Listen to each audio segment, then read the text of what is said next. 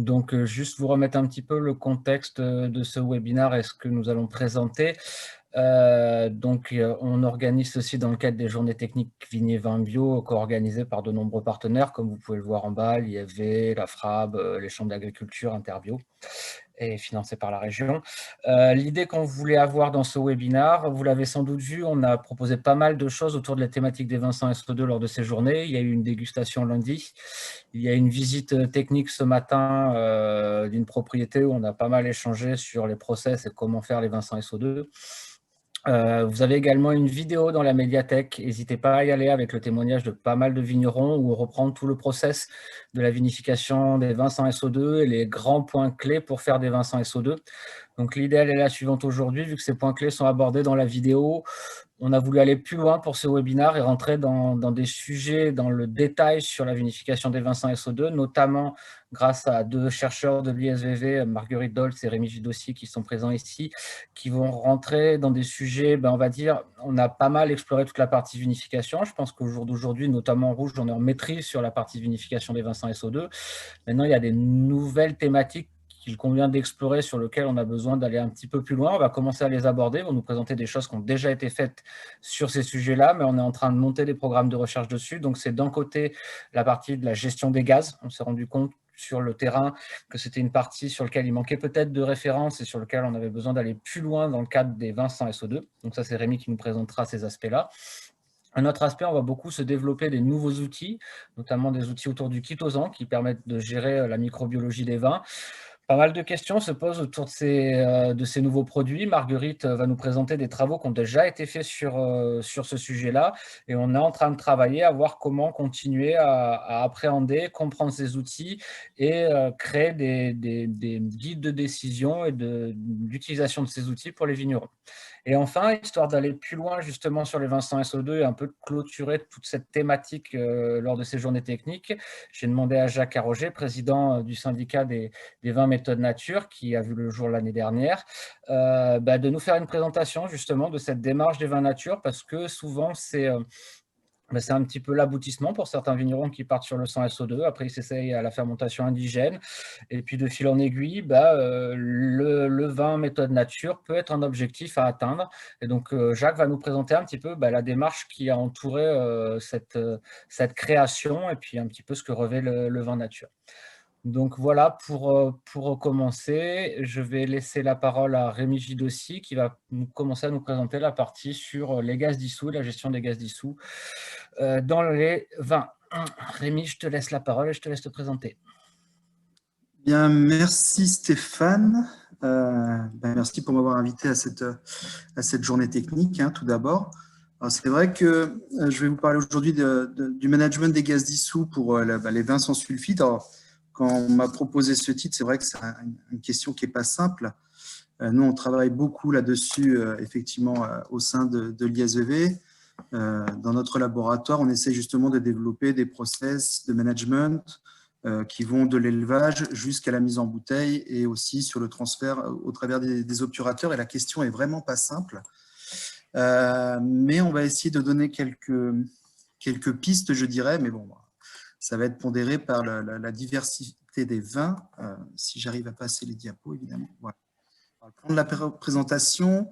On va essayer de déterminer de combien un vin a besoin en oxygène, quand et comment l'amener, effectivement les différentes analyses qui semblent pertinentes à réaliser, et comment protéger le vin. Et effectivement, si j'arrivais à répondre à toutes ces questions, ce serait super. Donc voilà, il y a des fois où je vais pondérer mes propos parce que c'est pas aussi simple que ça. Alors, l'objectif du management dissous, effectivement, c'est d'essayer de rester sur une espèce d'autoroute pour éviter les phénomènes d'oxydation et de réduction. C'est vrai qu'il y a un bon pourcentage des vins. On voit dans certains articles, alors ça se discute, il y a 10-15% des vins qui peuvent être entachés de ces défauts-là. Effectivement, essayer d'éviter les arômes de réduction métalliques, œufs, etc., et d'oxydation, voilà, type méthylnonadione et autres, c'est quand même assez intéressant. Et ça se fait souvent de manière empirique, et je dirais qu'actuellement, pour guider, on n'a pas beaucoup d'autres choix. Mais bon, on va essayer de donner quand même un petit peu quelques indications. Et ce qui ressort de la littérature et ce qui est beaucoup discuté, En tout cas, ce que j'aimerais vous dire, c'est qu'un vin rouge, en fait, il a besoin dans toute sa vinification, dans tout son parcours, de 60 mg par litre d'apport en oxygène. Un vin blanc, dû au fait qu'il n'a pas du tout la même teneur en polyphénol, notamment, il a besoin de beaucoup moins. Et donc, on va se situer à 30 mg par litre. Mais c'est des valeurs qui sont évidemment fausses. J'ai envie de vous donner une fourchette, voire même plutôt un râteau, mais effectivement, sur de la littérature, on peut voir des teneurs entre 40 et 80 mg par litre pour les vins rouges, voire plus, et sur les vins blancs, entre 20 et 50 mg par litre. Donc, tout ça, c'est à pondérer parce qu'effectivement, il y a dans la bonne partie des cas le SO2, mais ici, évidemment, ce n'est pas l'idée. Les teneurs en lit qui vont consommer les apports d'oxygène que l'on va amener, les tanins que l'on va mettre dans nos vins également vont impacter, mais il n'y a pas que ça. Quand la fréquence des apports et la quantité qu'on va apporter, la teneur en anthocyanes, et puis voilà, maintenant on voit de plus en plus l'effet antioxydant avec différents types d'apports. Et sur les derniers articles qui sont sortis, effectivement, on montre de plus en plus l'apport effectivement du cuivre et de fer qui favorisent et qui sont un peu des catalyseurs de toutes ces réactions-là. Voilà. Il y en a qui font des traitements à la bentonite et qui remarquent qu'il y a, même dans ces cas-là, des expressions aromatiques à la fin sur la vin qui sont complètement différentes. Donc, en partant de ce postulat de départ, c'est vrai que c'est assez compliqué, mais je vais essayer de garder un petit peu ces valeurs-là en tête parce que, mine de rien, on ne doit pas être très loin de la vérité pour une grosse majorité des vins. Bien sûr, pas tous. Alors, il y a des moments où il faut amener de l'oxygène. Effectivement, on va essayer de revoir un petit peu ça. La phase fermentaire, tout le monde en est convaincu, évidemment.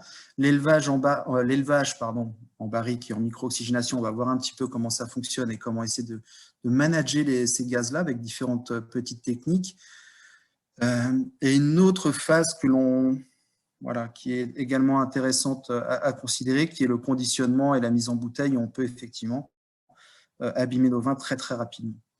Il y a des moments où il ne faut pas en amener. Effectivement, je vais les passer sous silence parce que vous connaissez ça mieux que moi. Les réceptions de vendange, effectivement, où il vaut mieux protéger la vendange avec carboclasse. Effectivement, les phénomènes enzymatiques ne sont pas tout à fait souhaitables, on le sait bien. Les autres différents types d'opérations, effectivement, sur les opérations de transfert, on peut amener plusieurs milligrammes par litre d'oxygène. Donc, c'est des apports qui peuvent être un petit peu considérés comme massifs dans certains cas, et ce qui n'est pas du tout souhaitable. Donc, l'inertage, le purge des systèmes, elle est vraiment à regarder. Et également sur la mise en bouteille, où alors là, on peut amener plusieurs, 3, 4, voire 5 mg par litre sans trop de problème. Il est très difficile de descendre au milligramme par litre. Il faut beaucoup de précautions, notamment en termes d'inertage, de gestion de CO2 également avant la mise.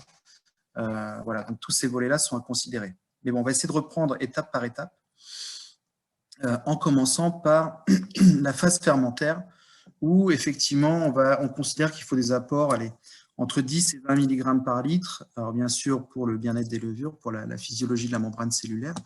Mais il y a un aspect qui est très important à considérer, surtout pour les fermentations languissantes sur cet aspect-là, c'est le fait qu'il faut faire des remontages aérés. Je m'explique. La concentration à saturation d'un mou, elle est seulement de 6,5 mg par litre. C'est-à-dire, quoi que je fasse, je ne pourrais pas amener plus de 6,5 mg par litre.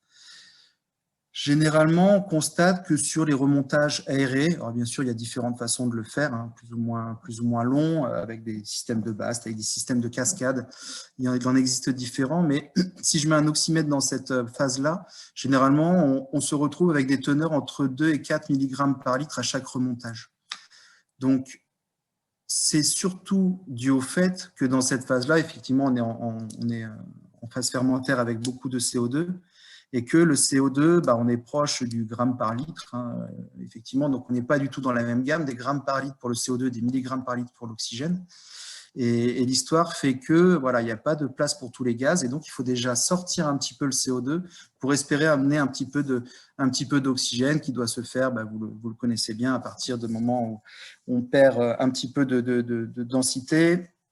Encore une fois, même si je le fais sur un volume de cuve, à chaque fois, je vais amener entre 2 et 4 mg par litre à chaque remontage. Donc, en faisant la somme, j'espère passer au-dessus des 10 à 20 mg par litre qui sont préconisés. Normalement, avec ces apports-là et l'azote assimilable amené en plusieurs fois sur la phase fermentaire, normalement, voilà, on limite en tout cas les fermentations languissantes. Donc là, déjà, sur mon bilan que je vous évoque, si je prends la vinifin rouge, parce que là, il y a un exemple de vin rouge, sur les 60 mg par litre que l'on préconise, on est à 10-20 mg par litre simplement sur la phase FA. Là, on peut en amener, pour le coup, là, il n'y a pas trop de soucis. Maintenant, si je prends deux types d'élevage, alors effectivement, l'élevage barrique que je vais dissocier de la micro-oxygénation notamment, alors même s'il est pas très, enfin, même si l'élevage en barrique, effectivement, ça représente à peu près 2% des vins vinifiés dans le monde, bon, bah, il a une place importante chez nous. Et en fait, il y a des apports. Alors ici, la première valeur que je vous donne, entre 16 et 40 mg par litre, j'aime bien la donner, et par an, pardon, j'aime bien la donner parce que voilà, Ribéreau-Gaillon avait déjà travaillé là-dessus avec notamment du bisulfite. Donc, c'est pas tout jeune. Et en fait, on n'a pas fait beaucoup mieux malgré tout, même avec les techniques un petit peu modernes de perméation que l'on peut voir dans les différents articles. Maintenant, on a une fourchette qui est un peu plus rétrécie, où on est entre 20 et 27 mg par litre et par an. Alors, bien sûr, ça dépend beaucoup de la fabrication de la barrique, ça dépend beaucoup des pressions à l'interdouel, de l'âge de la barrique, effectivement, du tartre, mais on est à peu près dans cette fourchette-là de 20 à 27 mg par litre et par an. Simplement, sur ce volet-là, il faut attirer l'attention sur quelque chose, sur les gaz dissous, c'est que dans un premier temps, le vin va vouloir rentrer dans la barrique, il va rentrer en 15 jours à 6-7 mm, et le bois, bah, c'est 60% de vide. Il va être limité, la pénétration de vin va être limitée par les phénomènes limitants que sont les passages limitants que sont les ponctuations, les perforations. Et donc, il va y avoir dans un premier temps une désorption de gaz. Donc, c'est vrai que si je regarde avec une caméra dans une barrique, bah, effectivement, il va y avoir du microbullage qui est réalisé partout. Et donc, la désorption, elle est très importante pendant ces premiers 15 jours et pendant ce premier mois où, en fait, on va saturer notre vin en oxygène. Donc, on amène 10 mg par litre en une journée, en un mois, pardon, pendant cette phase-là. Donc, la désorption, vraiment, la mise en barrique, elle sature le vin en oxygène, ce qui est assez important et conséquent pour le vin. Ensuite, sur mon bilan de 20-27 mg litre an, effectivement, le transfert à l'interdouel qui dépend beaucoup des pressions de serrage, on se retrouve à peu près à 3 bars au centre de la barrique, à 8 et 14 bars quand on se rapproche du fond de la barrique. Il y en a, sur les pièces de fond, on est à 24 bars. Bah, le passage préférentiel se fait principalement à 3 bars de pression à l'interdouel, et le total représente à peu près entre 1 et 2,5 mg par litre et par mois de transfert. Donc, bon, hormis le phénomène de désorption, cet apport massif, on a ces quantités-là. Maintenant, ce qu'on essaye de reproduire, généralement, là où on tombe à peu près sur nos pattes et on évite des phénomènes d'oxydation et de réduction, c'est ce que l'on constate, c'est généralement ces valeurs-là, entre 0,5 et 4 mg par litre et par mois. Il n'y a pas de consensus, mais en tout cas, c'est des valeurs que l'on retrouve assez fréquemment. Et la question, c'est toujours la même. Ce que je peux contrôler ici, effectivement, c'est la pression derrière mon diffuseur. Je mets la pression comme le point de bulle sur mes cartouches. Au bout d'un moment, je vais amener un régime homogène de train de bulles, mais je ne sais concrètement pas ce qui va être transféré au vin. Alors, il y a des formules mathématiques qui se reposent sur le KLA, on va pas les évoquer. Mais en gros, si je fais un apport très très long, d'accord, donc vraiment très long pour le coup, ici simplement avec de l'air comprimé, on va avoir une pression partielle dans la bulle. La bulle fait à peu près 0,2 mm à peu près. Il va y avoir une pression partielle dans la bulle de 20% et à l'équilibre, on a 8,4 mg par litre à 20 degrés. Donc, plus on va vers le froid, plus cette saturation va être élevée. On dépasse les 10 mg par litre quand on est dans des températures assez froides. Mais ici, à 20 degrés, on a 8,4 mg par litre, dû au fait qu'il y a un équilibre entre la pression partielle de la bulle et celle du vin, donc on ne va pas transférer plus. Maintenant, ce que je pourrais éventuellement m'amuser à faire, c'est travailler avec l'oxygène pur. L'oxygène pur, il ne faut pas s'endormir parce que là, du coup, la pression elle est 5 fois plus élevée. Donc, la saturation va être à 42 mg par litre. Ce n'est pas tout à fait ce que je veux faire, sauf si je veux faire du Porto, mais ce n'est peut-être pas forcément l'idée. Maintenant, imaginons que je travaille à des concentrations un peu plus faibles et que je décide de mélanger des gaz. En mélangeant des gaz, effectivement, si je fais un mix entre air comprimé et de l'azote, je vais avoir une pression partielle dans ma bulle de 10% et donc un équilibre qui sera non plus à 8,4 mg par litre, mais 2 fois plus faible, à 4,2 mg par litre. Donc, si je fais buller très très longtemps, je peux arriver à saturation à ces 4,2 mg par litre que je souhaite en fait amener à peu près chaque mois. Mais après, c'est à vous de décider si ça convient à votre vin ou pas. Sinon, ce n'est pas possible. Ce qui serait intéressant également, c'est dans le cas de fausses opérations, effectivement, si j'amène plusieurs milligrammes par litre et que ce n'est pas souhaité, c'est de couper l'air comprimé, simplement faire un bullage à l'azote et donc désorber l'oxygène de ma cuve. Ça va être très très rapide. Donc en cas de fausse manip, on va désorber à l'azote, ce qui est très très intéressant. L'azote ne se dissout pas, donc on va retirer l'oxygène qui va passer du liquide dans la bulle. On voit la possibilité d'amener des doses précises ou de désorber avec des mélangeurs de gaz, avec des bouteilles bien réfléchies qui permettent donc d'amener ces concentrations bien précises. Alors, comment les amener? C'est vrai qu'il y a deux façons de le faire. Soit je le fais avec un clicker, avec un cliquage. Donc là, ce sont des apports massifs très rapides. Les clickers sont un peu plus longs et ça amène rapidement de l'oxygène. Donc là, le transfert est très important. Alors, ça va gommer les défauts, effectivement, ou en créer sur le caractère végétal, l'expression du réduit. Et puis, effectivement, sur l'oxydation, je risque de faire d'oxyder mon vin. Maintenant, la micro-oxygénation, ici, voilà, c'est vraiment pour la stabilité de la couleur. Voilà, pour le reste, je n'arriverai pas à gommer des défauts.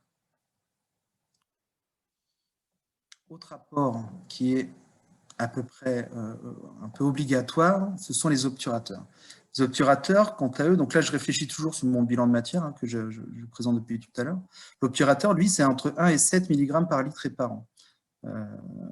Voilà, il y a donc des travaux très intéressants qui sont actuellement menés en Bourgogne sur ce sujet. Voilà, une thèse de Kevin Crouvizier-Hurion d'ailleurs qui donne beaucoup d'informations là-dessus, qui caractérise beaucoup les obturateurs. Et bon, alors l'histoire est très très longue parce que entre le liège naturel effectivement et puis sa nette disparité, effectivement en fonction du nombre de lenticelles que l'on a sur le roule, on va avoir une dispersion de transfert très très importante.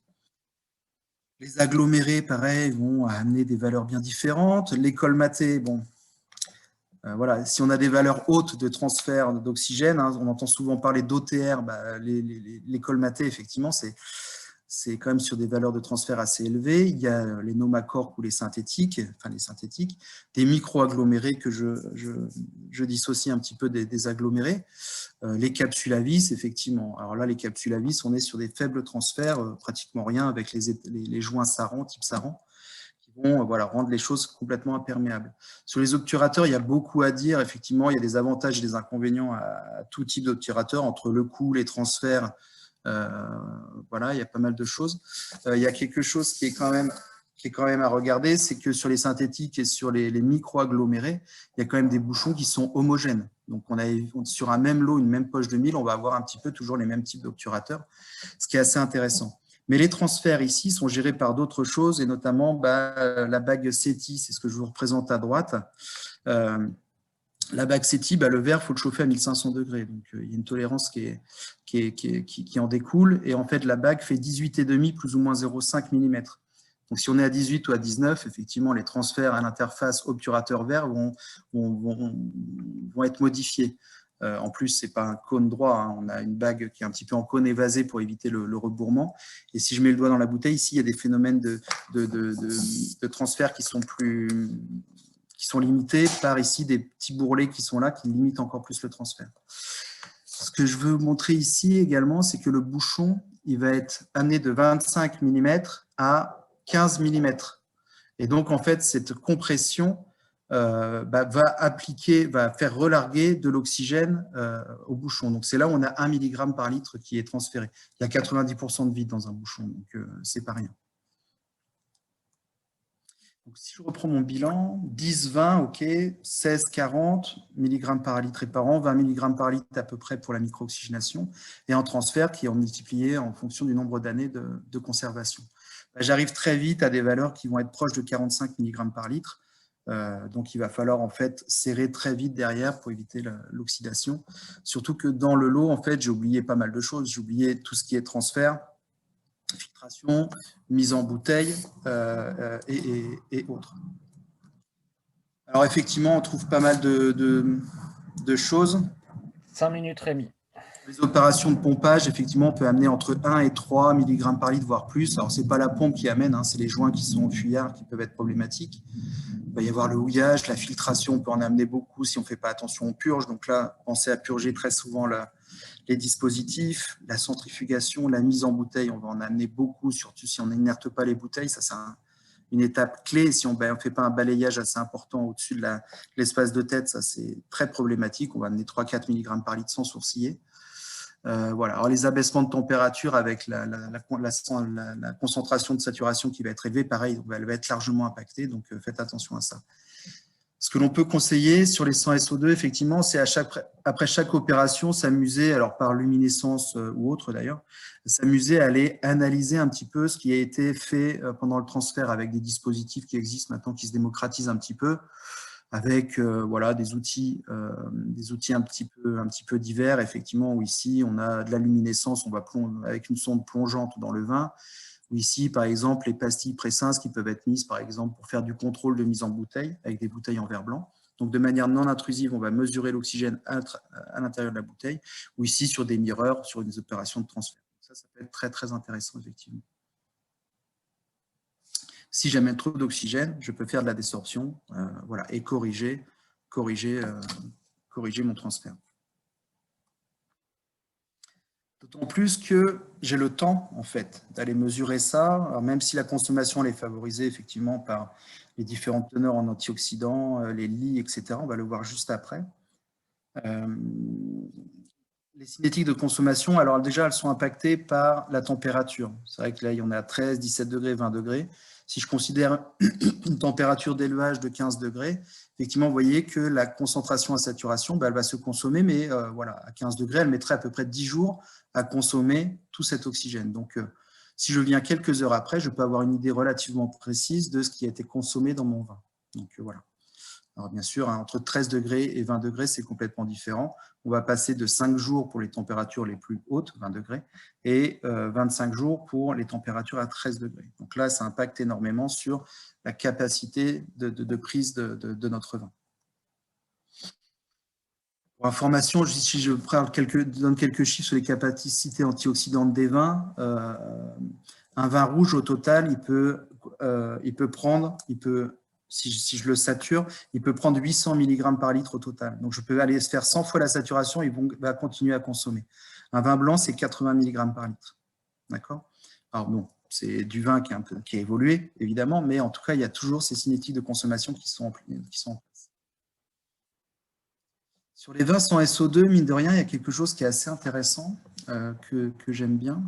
C'est l'utilisation des lits. Alors là, si je regarde en bas, simplement la vitesse de consommation d'oxygène exprimée en milligrammes par litre et par heure.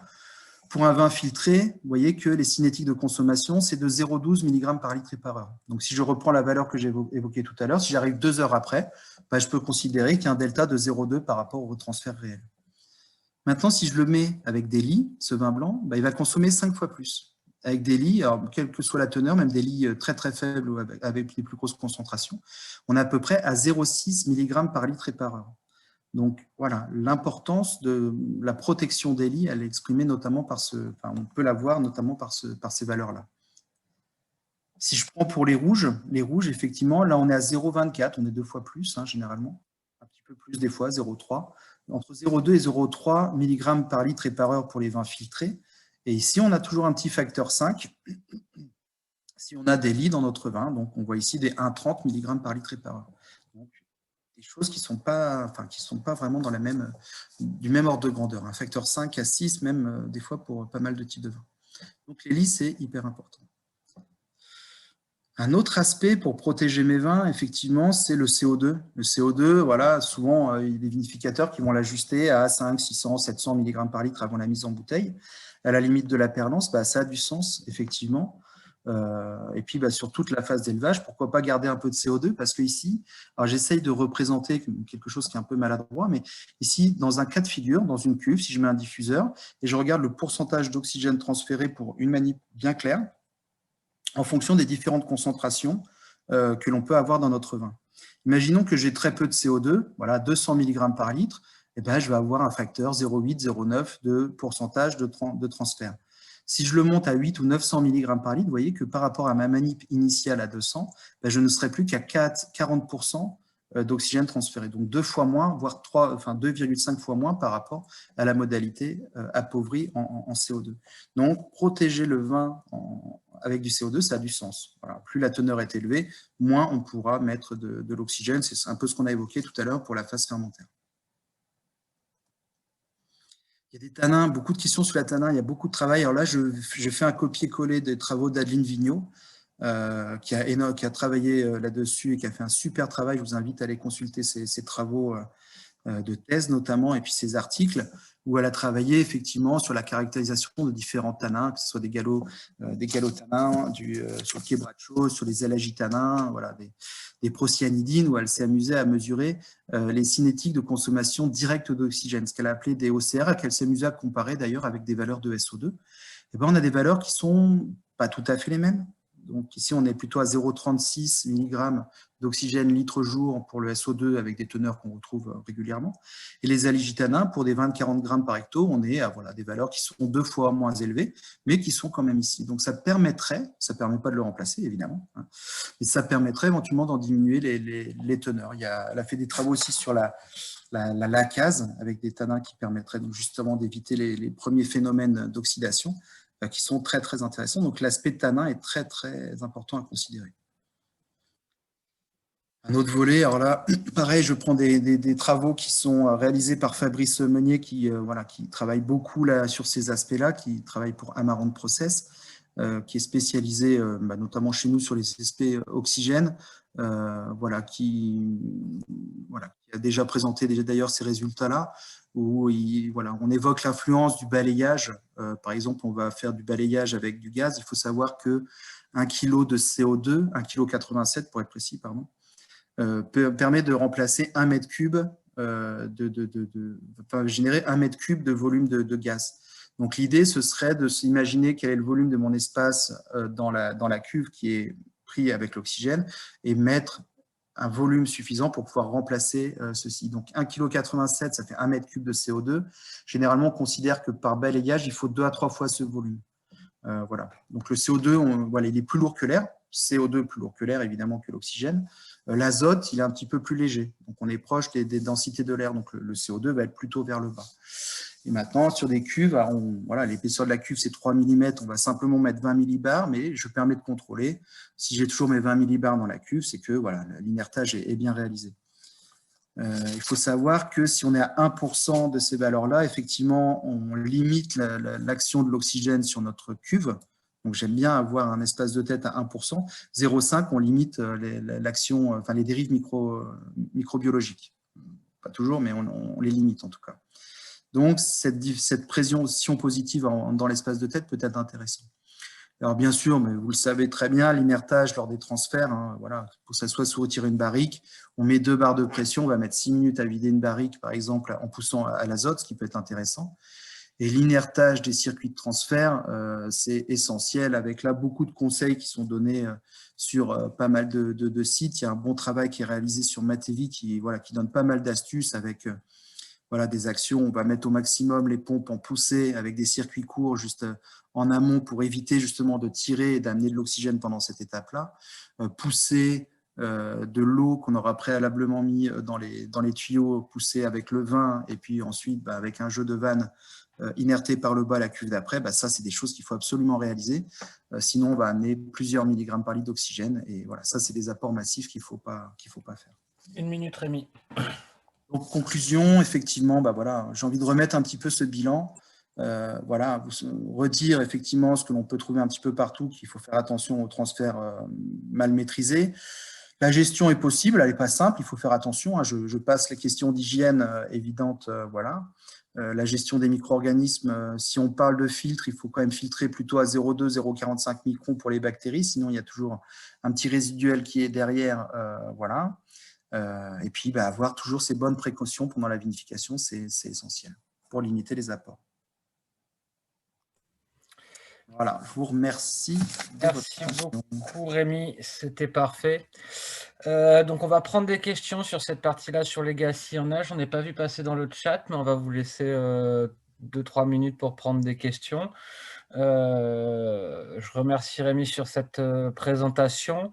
Je pense qu'il y a pas mal de choses qui sortent de ce que Rémi nous a présenté. On va continuer à travailler sur ces sujets-là parce qu'il y a des questions qui ressortent derrière sur des vins qui sont notamment par exemple plus saturés, des vins sans SO2 qui sont plus saturés en CO2 éventuellement que d'autres. Comment réagissent les vins par rapport à cette saturation? Il y a des questions comme ça qui émergent.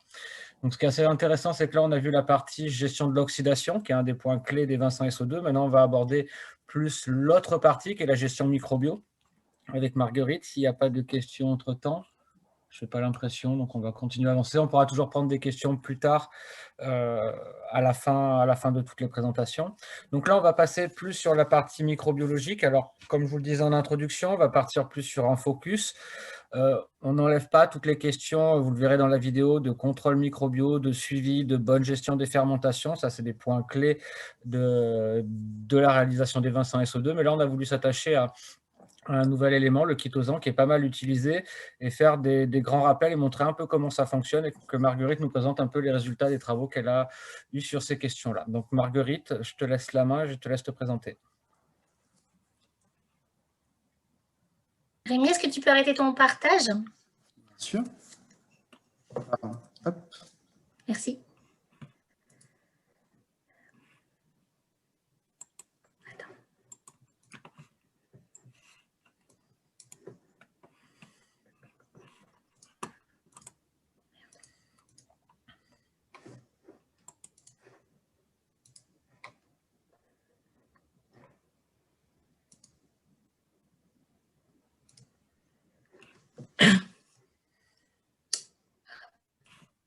C'est bon, c'est parfait.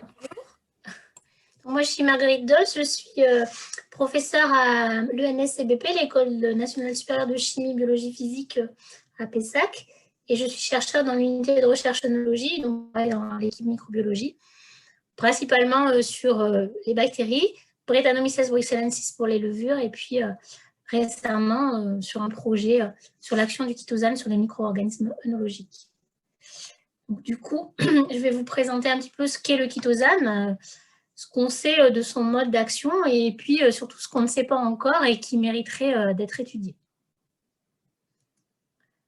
Donc le chitosane, il est utilisé dans le vin pour plusieurs raisons, mais une des principales utilisations, c'est une utilisation comme antiseptique en remplacement des sulfites. Alors si on compare le chitosane aux sulfites, tout d'abord les sulfites, le sulfitage, c'est le protocole antiseptique le moins cher. Il a une efficacité antiseptique et antioxydante et surtout, il a un effet rémanent, ce qui permet une action préventive vis-à-vis des micro-organismes. Parmi ses principaux inconvénients, il y a qu'il est allergénique et c'est même un des allergènes prioritaires de l'Union européenne. L'étiquetage est obligatoire. Les doses maximales vont certainement être revues à la baisse dans les années à venir. Et enfin, il existe des souches qui sont tolérantes aux sulfites, donc notamment des souches de Brettanomyces bruxellensis qu'on n'arrive pas à éliminer par sulfitage. Sinon, il est très simple d'action, il suffit de le mélanger au vin pour le laisser agir. Alors le chitosane maintenant, le chitosane, il est utilisé de façon beaucoup plus récente. Il a été autorisé en œnologie en 2011 et il a été utilisé il a été autorisé dans le contexte des vins biologiques en 2018. C'est un polysaccharide qui se présente sous forme d'une poudre qui est en grande partie insoluble. Et c'est un polymère de glucosamine lié par des liaisons β1,4.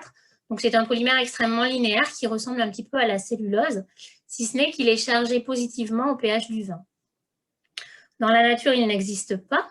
Et pour l'obtenir, on doit déacétyler un polysaccharide naturel qui est la chitine, qui est un polysaccharide extrêmement abondant sur Terre. C'est un polysaccharide qui est moins abondant que la cellulose, mais c'est un des plus abondants après la cellulose.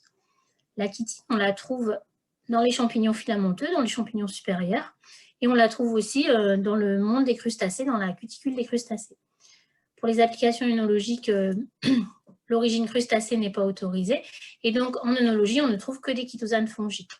Donc des chitosanes qui ont été obtenus par extraction de la chitine, déacétylation et réduction en poudre. Les poudres donc, vont être variables en termes de degré d'acétylation, c'est-à-dire le nombre de résidus N-acétyl qui restent, et ils vont être variables aussi en termes de granulométrie, en termes de capacité de sédimentation. Voilà. Donc le codex œnologique précise les limites à ne pas dépasser pour rester dans un contexte de chitosane œnologique. Au niveau pratique, on va le mélanger au vin à une dose comprise entre 4 et 10 grammes par hectolitre, le laisser agir 7 à 10 jours, puis soutirer et éliminer les lits. Donc ça, ce sont les recommandations du codex. Donc les avantages de ce traitement au chitosane, c'est que déjà le chitosane lui-même est un produit intéressant parce qu'il est biocompatible, il est d'origine, c'est une ressource hautement renouvelable qui permet de le produire. Il est non allergénique, il est aussi bien toléré en fait que le saccharose. Les doses admissibles quotidiennes sont les mêmes que pour le saccharose, donc on peut l'ingérer sans danger. Il n'y a pas de mention à apposer sur l'étiquette. Et donc, dans le contexte du vin, il sert soit pour éliminer Brettanomyces bruxellensis, soit pour éliminer certains métaux comme le cuivre ou pour éliminer l'ochratoxine. Donc, selon les préconisations, les doses à utiliser sont variables. Parmi les inconvénients, il y a qu'il est un petit peu plus cher que le sulfitage et il est peu antioxydant. Mais si on l'étudie actuellement dans le laboratoire, c'est surtout parce qu'il soulève de nombreuses questions et qu'il soulève aussi de nombreuses craintes, en fait. Alors, quelles sont ces questions, quelles sont ces craintes? La première, c'est que le chitosane ne serait peut-être pas toujours efficace sur les espèces d'altération. Parfois, ça marche, parfois, ça ne marche pas. Et il affecterait les fermentations. Donc ça, c'est une question à laquelle on va essayer de répondre dans cet exposé. Ensuite, son mécanisme d'action est mal compris. Et du fait qu'il est mal compris, son mode d'emploi est sujet à l'interprétation. Certains ne soutirent pas, certains l'utilisent en préventif. Et tout ça sans forcément des résultats étayés avec des études bien menées. Ensuite, certains mentionnent que le traitement chitosane pourrait modifier les propriétés sensorielles du vin. Donc ça aussi, c'est quelque chose sur lequel, c'est une question sur laquelle on travaille. Et enfin, du fait de toutes ces questions, tout le monde véhicule son avis sur le chitosane. Tout le monde le connaît plutôt mal. Et donc, toutes ces informations contradictoires qui sont véhiculées incitent à la méfiance. Donc, ce qu'on va voir aujourd'hui dans cette présentation, c'est, premièrement, quels sont les micro-organismes sensibles au traitement. Est-ce que tous les micro-organismes œnologiques sont sensibles? On va aussi voir que les réponses sont diverses, y compris à l'intérieur d'une même espèce. Et on traitera le cas de Brettanomyces bruxellensis. On essaiera de voir aussi comment ça marche sur Brettanomyces bruxellensis. Et donc, à quoi faut-il faire attention et comment les propriétés du vin peuvent moduler l'efficacité du traitement. Et je ferai un dernier point sur ce qu'on ne sait pas encore. Alors, quels sont les micro-organismes sensibles? Donc, pour mener à bien cette étude, on s'est placé dans un contexte bien particulier. On a choisi du chitosane fongique codex, du chitosane pur, sans enzymes ou additifs ajoutés, parce qu'il existe sur le marché différentes préparations à base de chitosane, mais qui ne sont pas forcément constituées de chitosane pur. Donc là, ce qui nous intéressait, c'était le chitosane lui-même, sans tout ce qu'on peut mettre à côté pour augmenter son efficacité. Et on a travaillé dans un contexte de vin de laboratoire, donc ce n'est pas du tout du mou ou autre chose, c'est un vin fini en fait dans lequel il n'y a plus de fermentation en cours. Donc dans ce vin, qui est un vin assez clair, on a inoculé tous les micro-organismes qu'on avait à étudier et puis on a fait un traitement à la dose de 4 grammes par hectolitre. On a laissé poser le mélange entre 3 et 10 jours. Et puis, après 3 ou 10 jours, on a soutiré et on a analysé les populations cultivables dans le surnageant ou dans le sédiment. Ensuite, pour comparer les souches entre elles, on a étudié la population résiduelle après 3 ou 10 jours de traitement et on l'a comparée à la population de départ dans le vin. Donc, on n'a pas du tout considéré pour cette sensibilité la population dans les lits. On a considéré qu'on utilisait le chitosane comme il est préconisé dans le codex, c'est-à-dire avec un traitement puis un sous-tirage. Et on a considéré comme sensibles tous les micro-organismes dont la population était divisée par 100 après le traitement et le sous-tirage.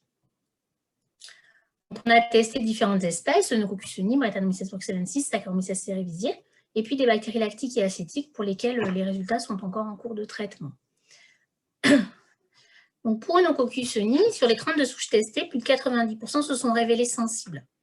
Pour Brettanomyces bruxellensis, sur les 53 souches testées, 78% se sont révélés sensibles. Et pour Saccharomyces cerevisiae, on a eu une sensibilité relativement élevée, même si c'est l'espèce la moins sensible des trois pour lesquelles je vous présente des résultats ici.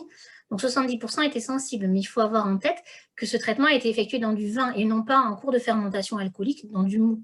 Et dans du mou, pour les quelques essais qui ont été faits, en fait, il n'y a pratiquement pas de sensibilité de Saccharomyces cerevisiae au traitement. Donc, dans le contexte du vin, dans lequel elle est simplement en état de survie, Saccharomyces cerevisiae est relativement sensible, mais dans un contexte de mou, c'est certainement très différent. Quoi qu'il en soit, tous ces micro-organismes se sont révélés dans le contexte de ce vin relativement sensibles au traitement. Enfin, à chaque fois, il se passait quelque chose. Soit on avait une inhibition de croissance, soit on avait une sédimentation accrue dans des micro-organismes qui allaient se réfugier dans les lits. Et pour beaucoup, on avait une mortalité importante, puisque vous voyez que la population était divisée par 100 pour plus de la moitié des souches testées. Alors, malgré tout, ça ne se passe pas à la même cinétique pour toutes les souches. Et donc, on va voir le cas de Brettanomyces bruxellensis. Donc, dans le cas de Brettanomyces bruxellensis, voici quelques courbes. Alors, vous avez en noir les courbes des témoins, en gris les courbes des essais, et puis en très plein ce qui se passe dans les lits, donc au fond du tube, et en pointillé ce qui se passe dans le vin, donc au-dessus des tubes. Donc, on voit que nos témoins, en fait, sont des témoins dans lesquels les souches inoculées survivent bien, hein, puisque dans le vin, la population se maintient ou augmente légèrement, et elle augmente beaucoup plus fortement dans les lits parce que les levures ont tendance à sédimenter au cours de l'expérience. Ça, c'est tout à fait normal et c'est très reproductible.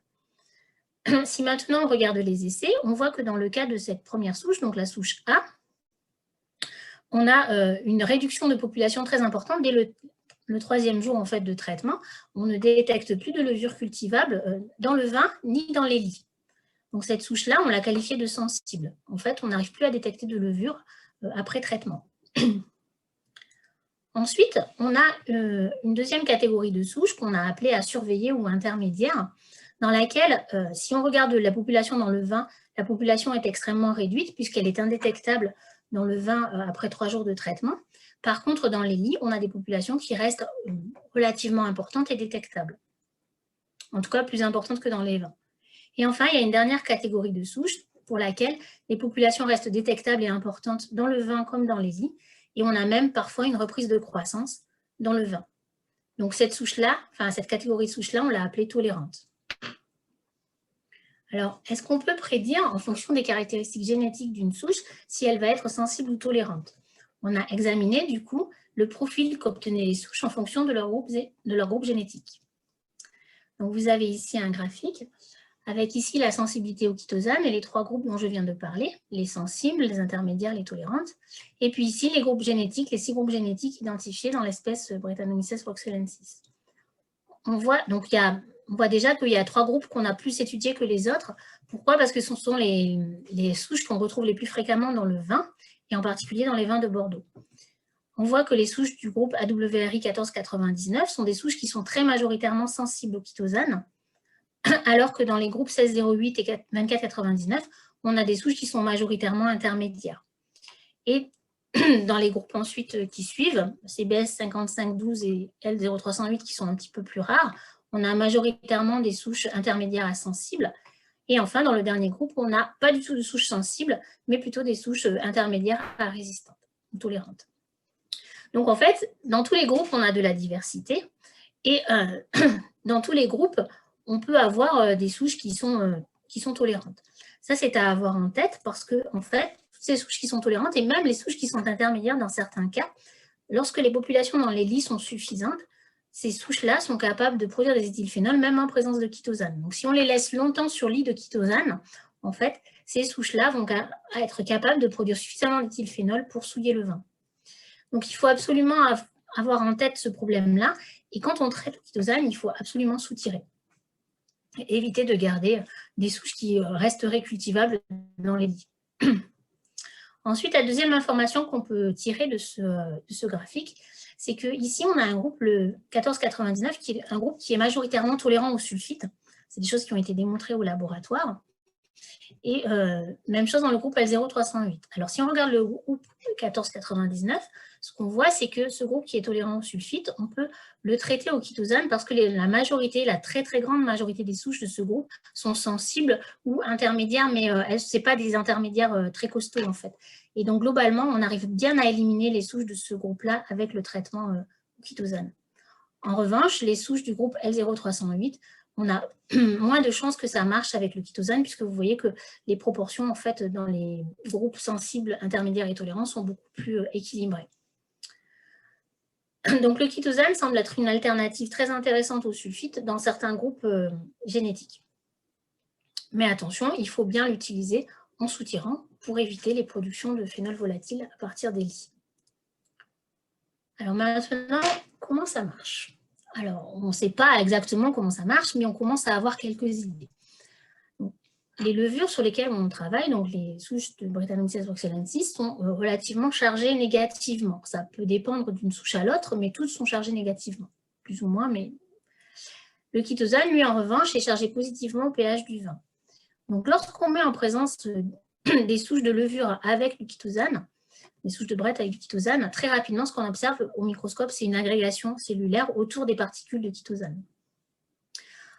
Ensuite, ce qu'on observe quand on mesure un petit peu la sédimentation de ces agrégats, ce qu'on voit, c'est que ces agrégats sédimentent très, très rapidement. Et donc, très rapidement, ces agrégats vont aller se réfugier dans les fonds des tubes, donc dans les lits. Alors, la sédimentation, elle est plus ou moins rapide, elle va dépendre du chitosane qu'on utilise. Il y a des chitosanes qui sont beaucoup plus efficaces que d'autres pour agréger et pour faire sédimenter. Et c'est aussi variable selon le vin. Je vais revenir dessus tout à l'heure. En tube à essai, ensuite, ce qu'on observe, c'est qu'avec les souches sensibles, la mort est quasi immédiate, enfin la mort est très rapide, donc chez les très sensibles. Et donc, ce qu'on observe, une fois qu'on regarde ces souches qui ont touché le chitosane et qui se sont réfugiées dans les lits, en fait, c'est qu'elles sont engluées dans une matrice de chitosane. Et quand on les observe plus en détail, ce qu'on voit, c'est qu'elles ont relargué tout un tas de petits vésicules qui vont s'agglutiner autour de la cellule. On voit aussi donc ici que le cytoplasme, qui était relativement lisse et net chez la souche, chez la cellule de départ, devient extrêmement perturbé avec des choses qui se sont agglutinées à l'intérieur et donc qui perturbent certainement le métabolisme et derrière provoquent la mort. Alors, selon le vin, on a vu que la sédimentation pouvait être plus ou moins rapide. Pour essayer de comprendre si c'était les caractéristiques du vin qui pouvaient jouer sur cette sédimentation, on a fait des travaux dans notre vin modèle dans lequel on a ajouté des macromolécules différentes, des macromolécules qui avaient relativement peu d'effet sur la viscosité, des macromolécules qui étaient neutres, des macromolécules qui étaient chargées. Si on ajoute une macromolécule qui a peu d'effet sur la viscosité, et plus on augmente sa concentration, plus on va avoir une action ralentie du chitosane. C'est-à-dire qu'au lieu de mourir en 3 jours, les sensibles vont mourir en un petit peu plus de temps. Si on ajoute des molécules qui sont épaississantes, donc qui induisent un changement de viscosité au niveau du vin, ce qu'on voit, c'est que la sédimentation est ralentie, elle peut même être empêchée. C'est-à-dire qu'on n'aura pas de différence si on met une concentration suffisante d'épaississant, on n'aura plus de différence entre les lits et le vin. Donc en fait, on a l'effet sédimentation, l'effet collage du chitosane qui est complètement empêché. Et enfin, si on ajoute des macromolécules qui sont chargées négativement, ce qu'on observe, c'est une inhibition compétitive de l'action du chitosane. Le chitosane va être séquestré en fait par ces macromolécules chargées négativement et au lieu d'aller toucher les micro-organismes, il va se réfugier au fond avec les macromolécules qu'on aura placées dans le vin. Donc, on a une efficacité qui est amoindrie et on peut même totalement annuler l'efficacité, enfin l'action du chitosane, même sur les souches sensibles.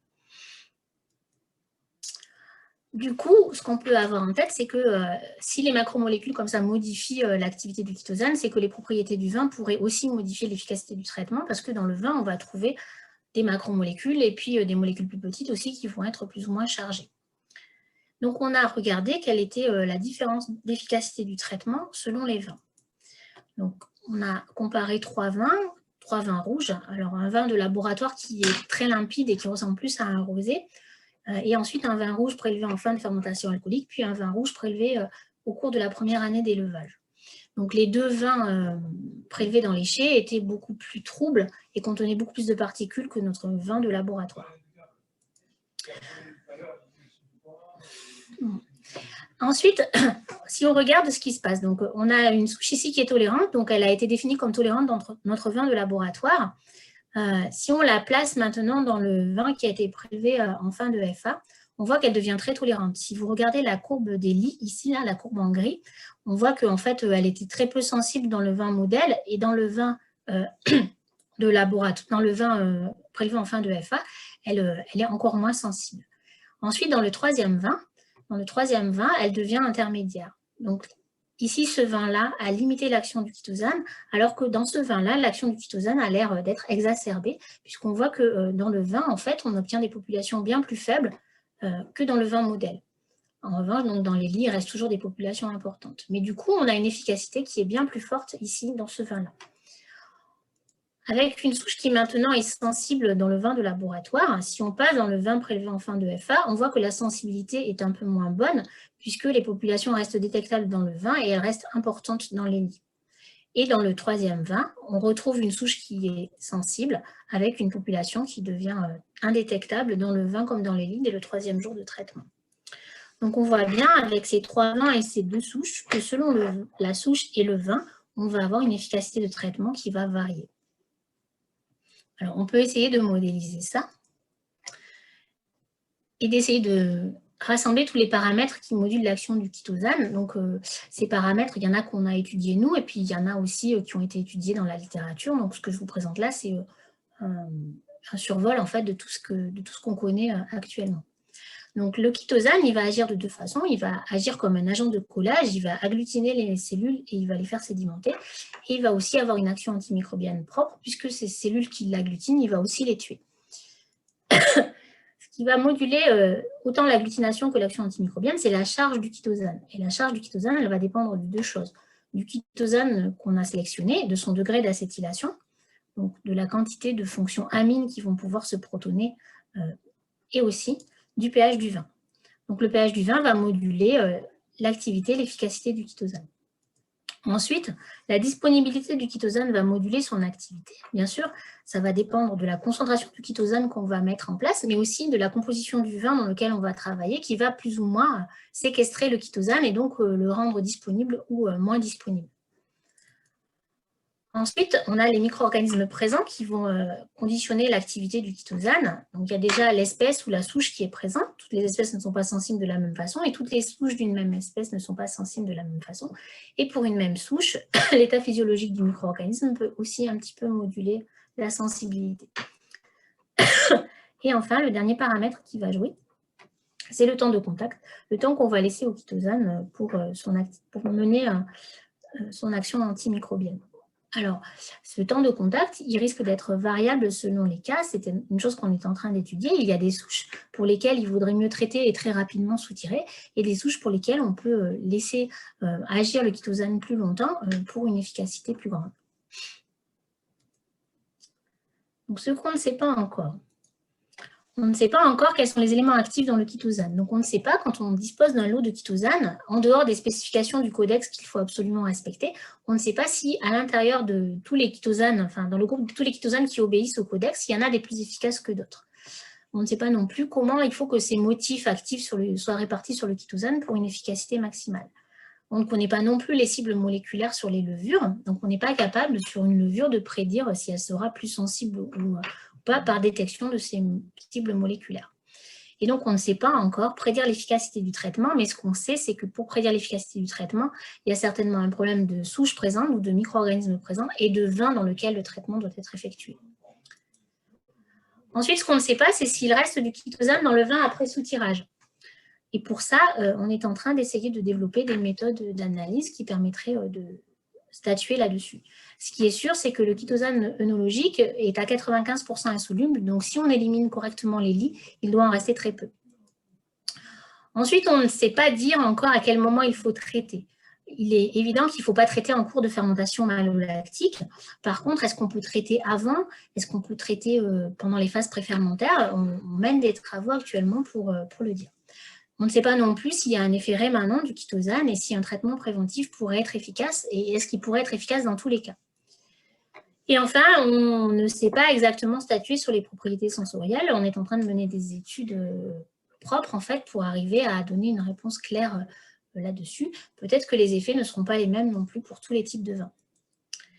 Et enfin, dernier point sur lequel on n'a pas encore de réponse, quel est l'effet d'un traitement sur la diversité microbienne à l'intérieur d'un vin et est-ce qu'un traitement répété pourra entraîner l'émergence de souches résistantes? Ça, on ne le sait pas. C'est quelque chose sur une question sur laquelle on doit travailler. Alors, toutes ces questions, on les étudie actuellement dans le cadre d'un projet financé par l'Agence nationale de la recherche qui s'appelle KitoWine et qui rassemble 5 partenaires. Donc, je vais présenter ici. Donc, bien sûr, il y a l'unité de recherche œnologie à l'ISVV. Il y a aussi la cellule de transfert microflora de la société BioLafor. L'Institut Pascal, qui est un laboratoire de recherche CNRS basé à Clermont-Ferrand, spécialiste des chitosanes et de la chimie des chitosanes. Et enfin, un laboratoire INRA de Montpellier, en fait, dans lequel se trouvent des spécialistes des polysaccharides des vins qui travaillent notamment sur le dosage des résidus après traitement. Et je vous remercie pour votre attention. Merci beaucoup, Marguerite. C'était parfait. Alors, on a quelques questions dans le chat. Je vais te les poser directement. Donc, bonjour. Est-ce que Juste oui, vas-y, Marguerite.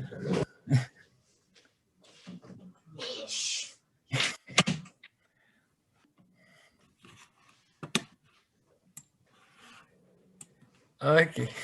Je suis désolée. Il n'y a pas de problème, c'est parfait. Donc, pour reprendre les questions. Bonjour, est-ce que le chitosan est efficace dans l'élimination des brettes viables non cultivables? Oui, alors, on n'a pas fait de mesure, hein, mais je pense qu'il va les faire agglutiner de la même façon. Il n'y a pas de raison qu'elles soient chargées différemment des autres. Voilà. Après, on a un souci avec les viables non cultivables et le chitosane, c'est que le chitosane, pour analyser les viables non cultivables, il faut des colorants ou des fluorochromes, etc. Et que le chitosane se colle sur ces produits-là. Et donc, en fait, on a des signaux moins faciles à mesurer en fait, que quand on n'a pas de chitosane dans les échantillons. Alors après, c'est plus une remarque et je pense que j'y répondre en partie. Merci pour cette présentation. C'est étonnant qu'un tel produit soit mis sur le marché vu les questions restantes.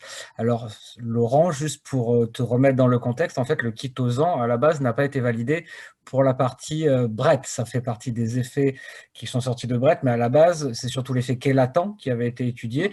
Et donc, nous, notamment, ça répond à la question suivante. Confirmez-vous que le chitosan est autorisé en bio? Oui. Et on l'a fait rentrer dans la réglementation bio, notamment parce que le seul autre chélatant, c'est la PVPP, qui est interdit en bio et qui ne rentrera jamais en bio. Là, on a un produit naturel qui nous permet justement d'avoir cet effet chélatant sur le cuivre et précipitation du cuivre qui peut être intéressant dans le cas de certains vins. C'est en partie pour ça aussi qu'on l'a fait rentrer dans la réglementation bio. Après, maintenant, on essaie de chercher. Cet aspect a été développé, a été mis en avant par certains distributeurs et on essaie de mieux comprendre comment ça fonctionne en fait. Marguerite, si tu veux compléter. Il y a des cas où ça marche hyper bien hein, et il y a des cas où ça marche un peu moins bien, mais il y a des cas où c'est vraiment extrêmement efficace. Voilà, je n'ai pas vu d'autres questions. Donc, je vais remercier Marguerite. Et puis, on va passer à Jacques. Donc, Jacques Carroget, qui est président du syndicat des vins méthode nature, qui va se présenter plus dans le détail. Et puis, maintenant, qui va nous ouvrir un petit peu les horizons, nous présentant qu'est-ce qui a été fait autour de cette charte des vins méthode nature. Anne nous a mis la présentation. Jacques, tu n'hésites pas à lui dire pour faire défiler les diapositives et je te laisse la parole. Oui, bonjour à tous. Je vous remercie d'abord des deux premiers exposés. Et puis, donc moi, je suis vigneron et j'ai fait partie de ceux qui ont créé le syndicat des défenses des vins naturels. C'est marqué nature apostrophe L parce qu'il y avait une grosse discussion sémantique pour savoir si c'était des vins nature ou des vins naturels. On peut changer la diapo ? Voilà, donc le déroulement, c'est un peu d'histoire, le rôle, le fonctionnement de notre syndicat, nos outils de communication, notre charte d'engagement, notre processus de labellisation et de contrôle. Et puis après, les chiffres. Alors, le vin nature ou naturel, en fin de compte, il s'en fait, il s'en boit depuis plus de 8000 ans, mais c'est sûr que depuis Jules Chauvet, depuis Lapierre en Beaujolais, depuis Auvernois en Jura, les gens, il y a un marché qui s'est créé de vin nature ou naturel. Ce vin n'avait pas de reconnaissance officielle. Et vous savez que sur les étiquettes, c'est tout à fait impossible, sauf certaines conditions, c'est-à-dire les vins doux naturels, le brut nature en Champagne, d'écrire le mot nature, que ce soit écrit en français ou dans une langue qui puisse dire la même chose. Et donc, nous, notre volonté a été de faire en sorte que, à partir du moment où on respectait une définition concernant l'élaboration de ces vins, on puisse mettre vin nature, et l'administration nous a demandé de mettre vin méthode nature parce que c'est pareil pour des questions réglementaires. Alors pourquoi on a fait ça? On était un certain nombre à vinifier selon les principes des vins nature, c'est-à-dire non seulement sans sulfite, mais aussi sans, et on y reviendra tout à l'heure, sans intrants. Et devant l'engouement qu'il y a eu pour ces vins, même si ça reste un marché de niche, hein, ça va sans dire, devant l'engouement qu'il y a eu pour ces vins, il y a un certain nombre de collègues qui ont manifestement triché. Hein, c'est-à-dire qu'on s'est rendu compte suite à une étude de l'UFC Que Choisir sur 34 vins que 2 des vins dits nature avaient été faits avec des raisins d'origine conventionnelle, dont un était une personne qui était connue dans le milieu, et franchement ça nous a choqués. Et c'est là qu'à 5 ou 6 on s'est dit voilà, qu'est-ce qu'il faut pour qu'on puisse avoir la reconnaissance? On a dit d'abord il faut une définition, et ensuite il faut aussi un engagement du vigneron. Voilà, donc c'est la raison pour laquelle on a créé ce syndicat. On peut changer donc la date de création, c'est 2019. Le siège social, c'est Angers. Les objectifs, c'est effectivement défendre le vin nature. Et on peut changer aussi. Je ne pense pas que ce soit ça qui soit le plus important. Voilà, ça, c'est le conseil d'administration. Alors, juste une chose par rapport à ça. Dans le conseil d'administration de notre syndicat, il y a des vignerons, il y a des professionnels du vin, il y a des consommateurs et des consommatrices. Voilà. On a voulu avoir cette répartition de gens, tous bien évidemment intéressés par les vins nature, mais je sais que nos collègues suisses qui sont en voie de création du même type de syndicat, eux ne mettent que des producteurs. Voilà, je pense que ça dépend des sensibilités, de l'historique, des régions sur lesquelles on travaille. Il y a l'Allemagne est prête à faire le syndicat. Il y a, enfin disons, c'est quelque chose qui c'est quelque chose qui devient international. Nous sommes en discussion avec l'OIV aussi pour continuer la définition plus précise du vin méthode nature. Voilà, on peut changer voilà. Donc, on a des outils de communication, voilà, Facebook, Instagram, une foire aux questions qui peut être intéressante pour les gens qui voudraient faire du vin méthode nature, où effectivement, il y a un certain nombre de choses qui sont dites et qui peuvent aider à comment dire, à bien comprendre notre façon de travailler. On peut changer.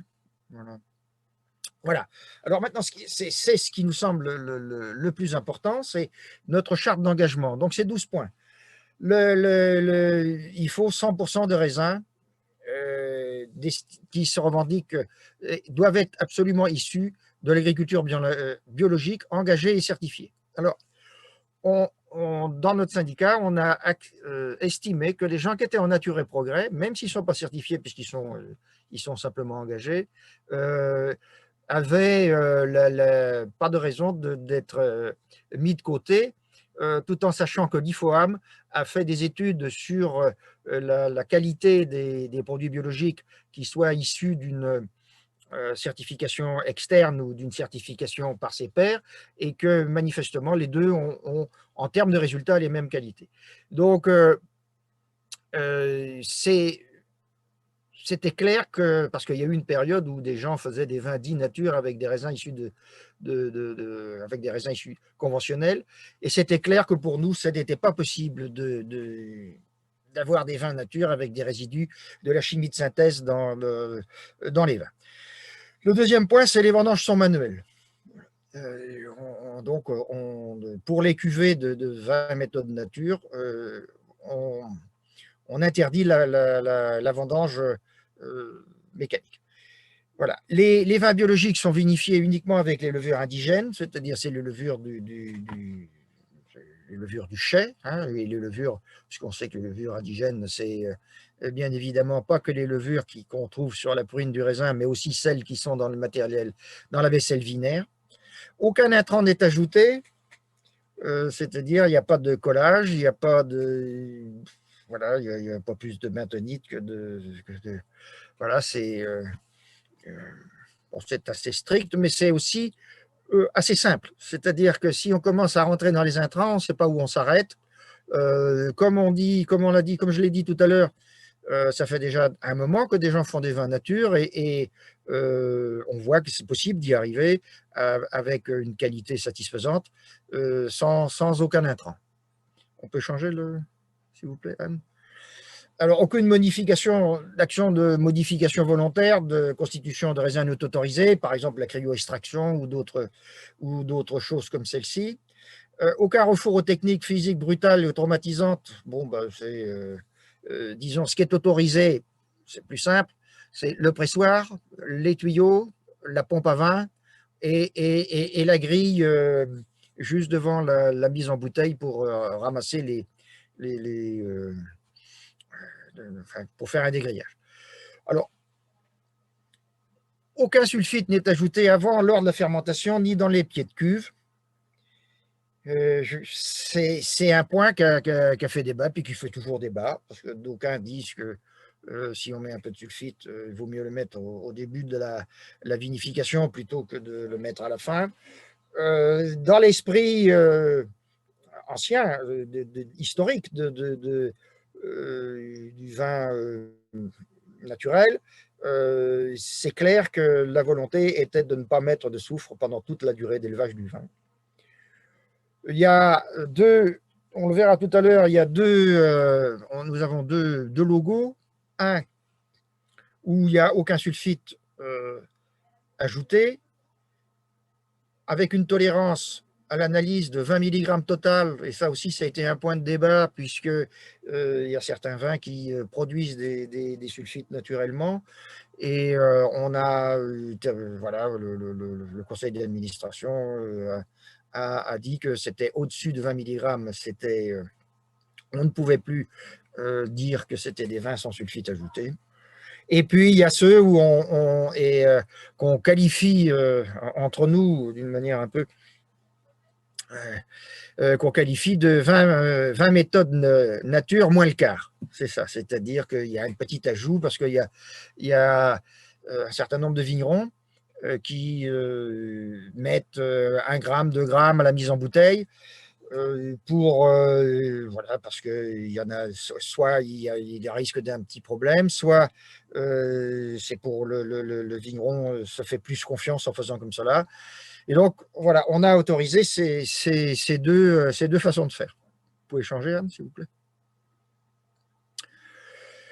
Voilà, donc il y a une charte d'engagement, donc c'est le 20 méthodes nature, on le dit, quoi, c'est-à-dire il faut qu'on présente la charte de manière à ce que ce soit facile à retrouver. L'utilisation, donc je vous en ai parlé tout à l'heure, donc c'est le point 9. C'est utilisable pour les vins sans sulfite ajouté, donc, et c'est l'analyse France-Paul. Voilà, c'est ça, on a absolument spécifié l'analyse France-Paul, parce qu'on sait que l'analyse iodométrique n'a pas les qualités requises pour arriver à ce type de précision. Et donc, il y a la 20 méthodes nature inférieure à 30 mg. Ce que je vous ai dit tout à l'heure. Vous pouvez changer, Anne, s'il vous plaît? Voilà, alors,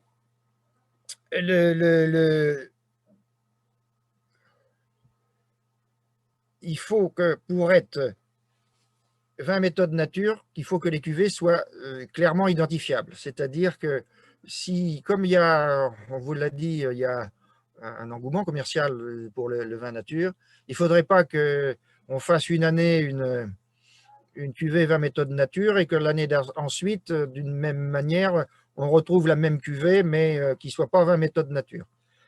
Et donc ça, il faut absolument qu'on ait une différenciation en termes d'étiquetage entre la catégorie des vins méthode nature par rapport aux autres vins. Et, et les signataires s'engageront leur propre nom. Voilà, toutes les informations seront mises en ligne. On peut bouger. Voilà, donc le contrôle interne. La première étape, c'est l'obligation d'adhérer au syndicat. Voilà, donc c'est 30 € par an. La deuxième étape, c'est engager les cuvées avant le 10 décembre, c'est-à-dire à la date de déclaration, c'est pas de récolte d'ailleurs, c'est la date de déclaration de production, puisqu'il est possible que les gens qui sont négociants fassent des vins méthode nature, il est possible que les gens qui sont coopératifs fassent des vins méthode nature. Et il faut les engager et on met en mention spécifique sur la déclaration de récolte vin méthode nature, de manière à ce qu'on puisse avoir une traçabilité. Confirmer avec une analyse donc COFRAC France Pôle par lot avec un VM2, c'est 20 méthodes nature 2, hein, c'est le formulaire que nous avons. Après, il y a une commission qui regarde si effectivement ça colle. Et puis, il y a la validation par le syndicat et la confirmation vigneron de l'utilisation du logo pour 20 € par cuvée. Après, on fait un contrôle. Pour l'instant, c'est 1% des cuvées qui sont contrôlées par le syndicat qui missionne un organisme certificateur, un ou plus. Parce que le choix que nous avons fait par rapport à ça, c'est le choix du hasard strict.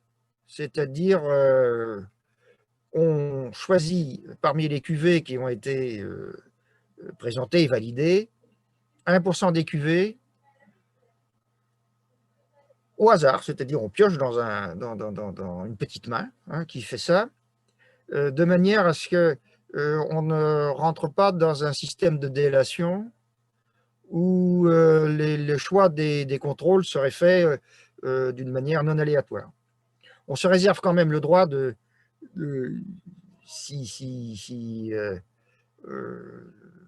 d'aucuns avaient des pratiques qui nous sembleraient exagérées, d'aller vérifier ce qu'ils peuvent faire. Et ça, on missionne un organisme certificateur qui va vérifier si effectivement il y a des vendanges manuelles, qui va vérifier si la bio est bien appliquée, et qui va faire une analyse totale avec les résidus de pesticides et de voir par rapport aux analyses que nous demandons si le vin est bien conforme. Changer Anne. Voilà, donc on a côté adhésion, nous sommes à 184 vignerons, vigneronnes, 132 professionnels, 242 consommateurs, consommatrices, et disons, on multiplie par, disons, on a multiplié, on était à 25 cuvées engagées au millésime 2019 ou 30 ou 40 cuvées engagées, plutôt 40 cuvées engagées. Donc on progresse. Voilà, voilà, je vous remercie de votre attention. Voilà. Et puis, s'il y a des questions, je suis prêt à y répondre. Voilà. Merci beaucoup, Jacques. Donc, j'ai vu quelques questions. Je pense qu'un des points importants sur lequel il faut insister pour les gens qui voudraient s'engager, c'est cette notion qu'il faut, sur la déclaration de récolte, engager la cuvée sur la déclaration de récolte dans la mention spécifique 20 méthodes nature. Ça, c'est quand même quelque chose d'important qui a été demandé par les fraudes et qui permet un réel suivi de ces cuvées 20 nature. Donc, il faut aussi l'anticiper un petit peu dans ce qu'on va faire quand on va faire une cuvée méthode nature, de bien adhérer au syndicat et de bien penser à déclarer ces vins-là sur sa déclaration de récolte.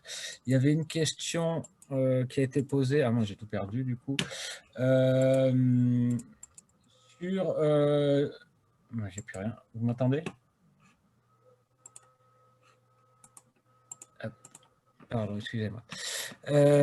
Donc j'avais une question. Quelles sont vos tolérances pour la protection contre l'oxygène et l'utilisation des gaz?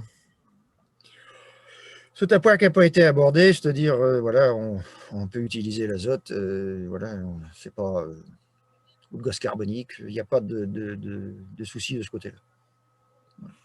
D'accord. Mais tu peux utiliser du gaz, tu peux aller chercher des bouteilles en fait, que tu peux prendre Oui, avec. on peut aller chercher des bouteilles. D'accord. Ok. Voilà. Y a-t-il d'autres questions sur toutes les présentations que nous avons eues jusqu'à présent?